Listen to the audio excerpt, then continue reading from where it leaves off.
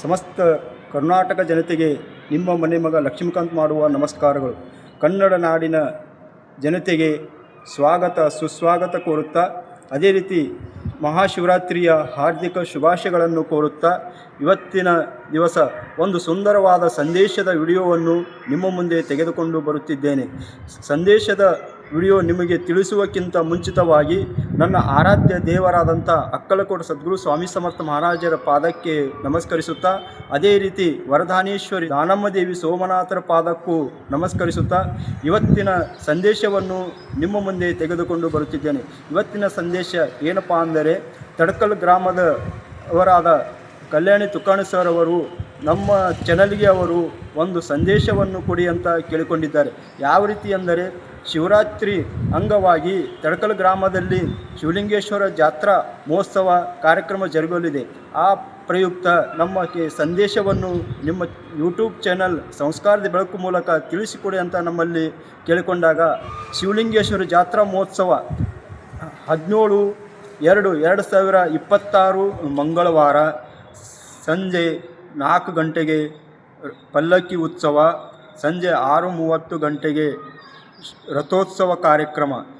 ಈ ರಥೋತ್ಸವ ಕಾರ್ಯಕ್ರಮಕ್ಕೆ ಆಗಮಿಸುವ ಸಕಲ ಸದ್ಭಕ್ತ ಮಂಡಳಿಗೆ ಸ್ವಾಗತ ಕೋರಲು ಬರುತ್ತಿದ್ದಾರೆ.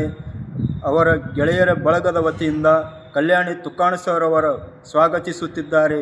ಆ ಭಕ್ತರು ಯಾರು ಅನ್ನುವುದನ್ನು ಅವರ ಮಾತಿನಿಂದ ಅವರು ಕೋರುವ ಸ್ವಾಗತದ ಮೂಲಕ ನೀವು ಎಲ್ಲರೂ ಕೇಳೋಣ ಅಂತ ಹೇಳುತ್ತಾ, ಕಲ್ಯಾಣಿ ತುಕಾಣಿ ಸರ್ ಅವರಿಗೆ ನನ್ನ ಸಂಸ್ಕಾರದ ಬೆಳಕು ವಾಹಿನಿಗೆ ಸ್ವಾಗತಿಸುತ್ತೇನೆ.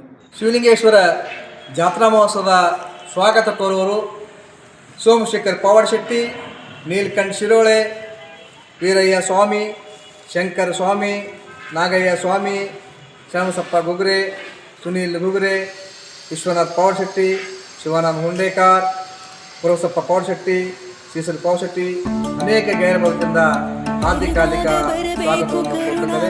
ನಾವೆಲ್ಲರೂ ಕೂಡ ಜಾತ್ರಾ ಮಹೋತ್ಸವದಲ್ಲಿ ಪಾಲ್ಗೊಂಡು ಜಾತ್ರಾ ಮಹೋತ್ಸವವನ್ನು ಯಶಸ್ವಿಗೊಳಿಸಬೇಕಂತ ನಮ್ಮಲ್ಲಿ ಕೇಳ್ತೀವಿ.